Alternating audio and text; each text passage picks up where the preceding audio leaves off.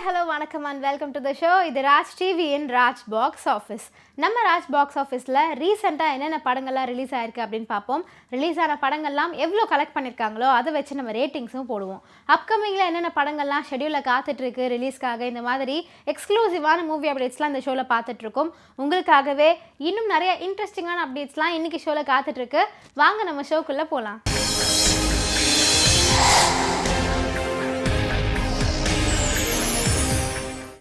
நம்ம ராஜ் பாக்ஸ் ஆஃபீஸில் நம்ம ஃபர்ஸ்ட் பார்க்க போகிற செக்மெண்ட் பாக்ஸ் ஆஃபீஸ் ரிப்போர்ட். நம்ம பாக்ஸ் ஆஃபீஸ் ரிப்போர்ட்டை பொறுத்த வரைக்கும் போன வாரம் ரிலீஸ் ஆன ஒரு பெரிய பட்ஜெட் ஃபிலிம் என்ன அப்படின்னு பார்த்தீங்கன்னா அரண்மனை பார்ட் 4. சுந்தர் சி டைரக்ட் பண்ணது மட்டும் இல்லாமல் அவர் ப்ரொடியூஸும் பண்ணி இந்த படத்தில் அவரே நடிக்கவும் செஞ்சுருக்காரு. அவருடைய டைரக்ஷனில் ராஷி கண்ணா, தமன்னா, யோகி பாபுன்னு ஏகப்பட்ட கேஸ்டிங் எடுத்து வச்சுருந்தாங்க இந்த படத்தில். ஸோ அந்த கேஸ்டிங் எல்லாம் இந்த படத்துடைய கலெக்ஷனுக்கு ஹெல்ப்ஃபுல்லாக இருந்துச்சா அப்படிங்கிறத இப்போ பார்க்கலாம்.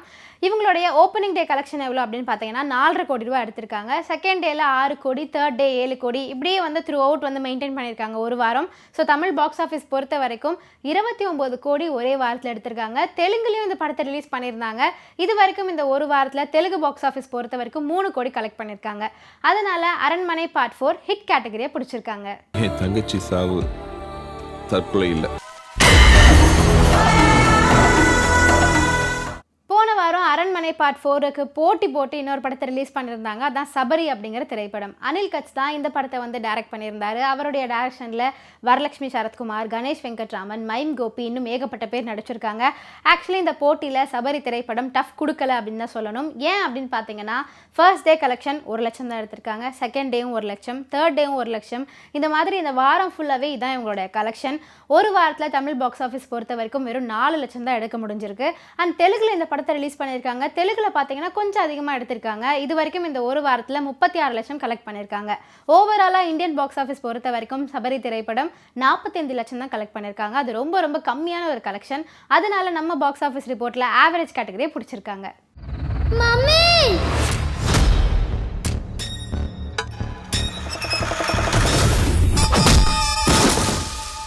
நம்ம பாக்ஸ் ஆஃபீஸ் ரிப்போர்ட்டை பொறுத்த வரைக்கும் போன வாரம் ரிலீஸ் ஆன ஒரு திரைப்படம் தான் குரங்கு பெடல். எஸ்கே ப்ரொடக்ஷனில் தான் இந்த திரைப்படத்தை வந்து தயாரித்து வெளியிட்டிருக்காங்க. படத்தை யார் டைரக்ட் பண்ணியிருக்காங்க அப்படின்னு பார்த்தீங்கன்னா கமலக்கண்ணன். அவரோட டைரக்ஷனில் காளி வெங்கட், சந்தோஷ், இன்னும் ஏகப்பட்ட பேர் நடிச்சிருக்காங்க. படத்தை ரொம்ப யதார்த்தமாக எடுத்திருக்காங்க. ஆனால் என்னன்னு தெரியல, நம்ம தமிழ் ஆடியன்ஸ் மத்தியில் பெரிய ரீச் கிடைக்கல அப்படின்னு தான் சொல்லணும். ஏன் அப்படின்னு பார்த்தீங்கன்னா ஃபர்ஸ்ட் டே கலெக்ஷன் வெறும் 7 லட்சம் தான், second day 6 lakhs, third day 5 lakhs, இப்படி மெயின்டைன் பண்ணியிருக்காங்க. இந்த ஒரு வாரத்தில் 40 லட்சம் தான் எடுத்திருக்காங்க. அதனால இந்த திரைப்படம் ஆவரேஜ் கேட்டகரியை பிடிச்சிருக்காங்க. சைக்கிள் ஓட்டுறதும் டயர் வண்டி ஓட்டுற மாதிரி கிடையாதுடா.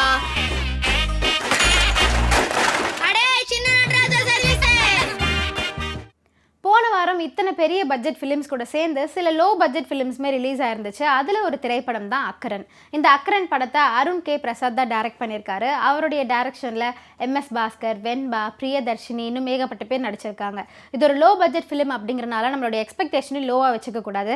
ஏன்னா இப்போல்லாம் லோ பட்ஜெட் ஃபிலிம்ஸுமே நல்ல கதை இருந்துச்சுன்னா கண்டிப்பாக ஆடியன்ஸ் வந்து பார்க்குறாங்க. பட் இந்த படத்துடைய கலெக்ஷன் என்ன அப்படின்னு பார்த்தீங்கன்னா ஃபர்ஸ்ட் டே 1 லட்சம் எடுத்திருக்காங்க, செகண்ட் டே 1 லட்சம், தேர்ட் டே 1 லட்சம், இதே மாதிரி மெயின்டைன் ஆயிருக்கு.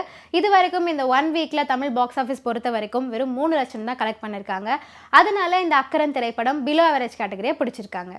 கடைசியா அவங்க ஃபோன் பண்ணும்போது ஏதோ ப்ராப்ளம்னு சொல்லி வச்சிருக்காங்க சார். நீ சொன்னது மட்டும் பொய்ன்னு தெரிஞ்சது உன் கழுத்தை அறுத்துட்டு போயிட்டே இருப்பேன். போன வாரம் எக்கச்சக்க படங்கள் ரிலீஸ் ஆயிருக்கு. அதில் ஒரு திரைப்படம் தான் நின்று விளையாடு அப்படிங்கிற திரைப்படம். இந்த வார போட்டியில் இந்த படம் நின்று விளையாடுச்சா அப்படின்னு கேட்டால் இல்லைன்னு தான் சொல்லணும். ஏன்னா இப்படி ஒரு படம் வந்ததே பாதி பேருக்கு தெரியல. அண்ட் இது வரைக்கும் இந்த 1 வீக்கில் வெறும் 3 லட்சம் தான் கலெக்ட் பண்ணியிருக்காங்க.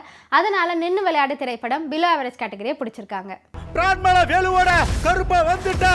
உங்க வீரத்தை கருப்பங்கிட்ட காட்டுங்க பாப்பா. கனவுல நினைச்சா கூட வாங்க முடியாது என் கருப்பனை. நம்ம ராஜ் பாக்ஸ் ஆஃபீஸில் நம்ம அடுத்ததாக பார்க்க போகிறது இந்த வார நியூ என்ட்ரி. இந்த வார நியூ என்ட்ரியில் என்னென்ன புது படங்கள்லாம் ரிலீஸ் ஆயிருக்கு அப்படின்னு பார்த்தீங்கன்னா உயிர் தமிழுக்கு அப்படிங்கிற திரைப்படம் தான். ஆதம் பாவா இந்த படத்தை டைரக்ட் பண்ணியிருக்காரு. அவருடைய டைரக்ஷனில் அமீர் தான் இந்த படத்தில் ஹீரோவாக நடிச்சிருக்காரு. வட சென்னை பார்த்த எல்லாருமே கண்டிப்பாக மிகப்பெரிய அமீர் ஃபேன் ஆயிருப்பீங்க. அவர் ஒரு டேரக்டராகவும் ஆக்டராகவும் வந்து தன்னை தானே பெஸ்ட் அப்படின்னு ப்ரூவ் பண்ணியிருக்காரு. ஸோ இந்த படம் அவருடைய கரியருக்கு எந்த அளவுக்கு ஹெல்ப்ஃபுல்லாக இருக்குது அப்படிங்கிறத வெயிட் பண்ணி பார்க்கலாம். பிரியமுள்ள என் தமிழை என் உடலில் இருந்து உயிரிலிருந்து பிரிக்க முடியாது. பிரிக்க நினைப்பவர்கள்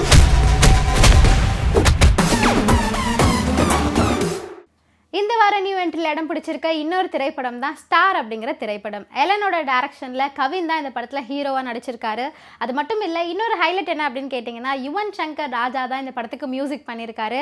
படம் இது வரைக்கும் சக்ஸஸ்ஃபுல்லாக ஓடிட்டு இருக்கு. இந்த படத்துடைய கலெக்ஷன் எல்லாம் நம்ம அடுத்த வாரம் பார்க்கலாம். அப்படியே பயங்கரமா ரெடி பண்ணிருக்கீங்களே, பிச்சிடா சார். டேய், உன் மனசுல என்ன பெரிய ஹீரோன்னாப்பா? அவன் ராஜா மாதிரி வருவேன். ரசவாதி அப்படிங்கிற திரைப்படமும் இந்த வார நியூ என்ட்ரி செக்மெண்ட்டில் இடம் பிடிச்சிருக்கு. டைட்டிலே கொஞ்சம் வித்தியாசமாக தான் இருக்குது. இந்த படத்துடைய டேரக்டர் யார் அப்படின்னு பார்த்தீங்கன்னா சாந்தகுமார். இவர் யார் அப்படின்னு கேட்டிங்கன்னா, மௌனகுரு, மகாமுனி அப்படிப்பட்ட படங்கள் எடுத்தவர் தான் இந்த டேரக்டர். ஸோ இந்த படத்துலையுமே ஏதாவது ஒரு ட்விஸ்ட் அண்ட் டர்ன்ஸ் இருக்கும் அப்படின்னு நான் நினைக்கிறேன். படத்தில் யார் யாரெல்லாம் நடிச்சிருக்காங்க அப்படின்னு பார்த்தீங்கன்னா, அர்ஜுன் தாஸ், ரேஷ்மா வெங்கட், தானியா ரவிச்சந்திரன், ரம்யா, இன்னும் ஏகப்பட்ட பேர் நடிச்சிருக்காங்க. படத்தை ஃபேமிலி அண்ட் ஃப்ரெண்ட்ஸ் கூட என்ஜாய் பண்ணி பாருங்கள்.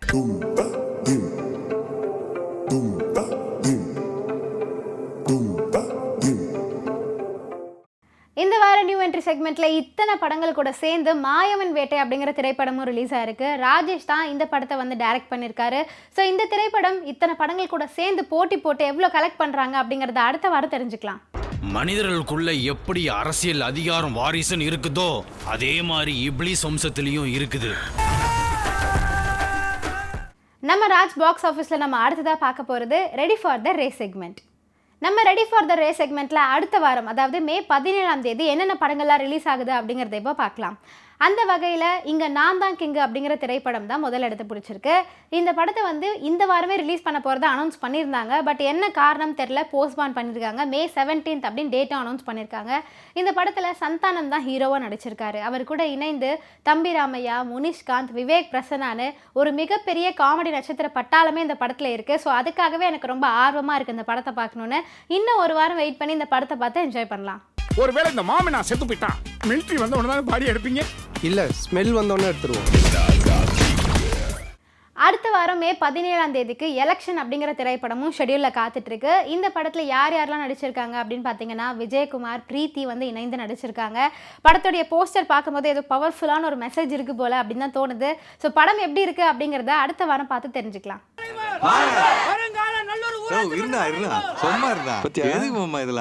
அரசியல் இதெல்லாம் பண்ணாதான்டா கெத்த. இது ஒரு மாதிரி போதே தாங்க. தலைமைச் செயலகம் அப்படிங்கிற திரைப்படமும் நம்ம ரெடி ஃபார் த ரே செக்மெண்ட்டில் இடம் பிடிச்சிருக்கு.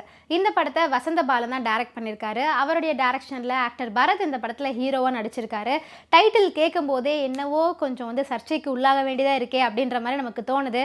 அடுத்த வாரம் ரிலீஸ் ஆக போகிற படங்கள் எல்லாமே அப்படி தான் இருக்குது. எலெக்ஷன், தலைமைச் செயலகம் அப்படின்னு ரொம்ப பொலிட்டிக்கலாக இருக்குது. ஸோ இதை வச்சு ஏதாவது புது புரட்சி பிறக்குதா அப்படிங்கிறத நம்ம வெயிட் பண்ணி பார்க்கலாம்.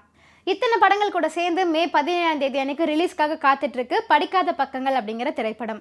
பிரஜின், பாலாஜி, யாஷிகா ஆனந்த்னு ஏகப்பட்ட பேர் இந்த படத்தில் நடிச்சிருக்காங்க. ஸோ படம் எப்படி இருக்குது, அதோட கலெக்ஷன் என்ன அப்படிங்கிறதெல்லாம் படம் ரிலீஸ் ஆனால் தான் தெரியும். ஸோ அடுத்த வாரம் வெயிட் பண்ணி பார்க்கலாம். நியூஸ் பேப்பரில் படித்த பக்கத்தை மட்டும்தான் பார்க்குறீங்க, ஆனால் நீங்கள் எல்லாருமே படிக்க வேண்டிய பக்கங்கள் நிறைய இருக்குது. நம்ம ராஜ் பாக்ஸ் ஆஃபீஸில் நம்ம அடுத்ததாக பார்க்க போகிறது மோஸ்ட் அவைட்டட் செக்மெண்ட். நம்ம மோஸ்ட் அவைட்டட் செக்மெண்ட்டில் எந்த படம் இடம் பிடிச்சிருக்கு அப்படின்னு பார்த்தீங்கன்னா, எஸ்கே நடிப்பில் வெளியாக போகிற அமரன் திரைப்படம் தான். இந்த படத்தை ராஜ்குமார் பெரியசாமி தான் டைரக்ட் பண்ணியிருக்காரு. அவருடைய டைரக்ஷனில் எஸ்கே தான் ஹீரோவாக நடிக்கிறாரு. அவங்க கூட இணைந்து சாய் பல்லவி ஹீரோயினாக நடிக்கிறாங்க. ஸோ இந்த படத்துடைய ட்ரைலர் பார்க்கும்போதே நம்ம எல்லாருக்குமே கூஸ் பம்ப்ஸே வந்துடும். அந்தளவுக்கு சூப்பரான ஒரு ட்ரைலர் கொடுத்துருக்காங்க. படம் எப்போ ரிலீஸ் ஆக போகுது அப்படின்னு தெரியல. ஸோ வெயிட் பண்ணி பார்க்கலாம். இந்த ஆபரேஷனுக்கு எவனும் முகத்தை மூடாத. இதான் என் முகம், இந்தியன் ஆர்மியோட முகம். நாங்கள் இருக்கவனுக்கு காட்டு. நம்ம மோஸ்ட் அவைட்டட் செக்மெண்ட்டில் இடம் பிடிச்சிருக்க இன்னொரு திரைப்படம் தான் கங்குவா.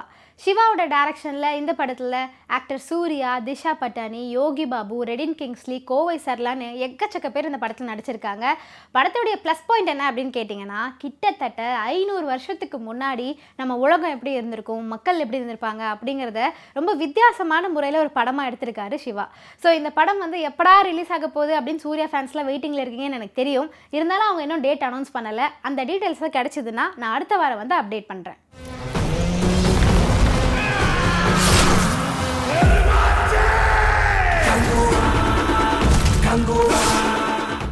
இந்தியன் பார்ட் 2 அப்படிங்கிற திரைப்படமும் நம்ம மோஸ்ட் அவைட்ட செக்மெண்ட்டில் இடம் பிடிச்சிருக்கு.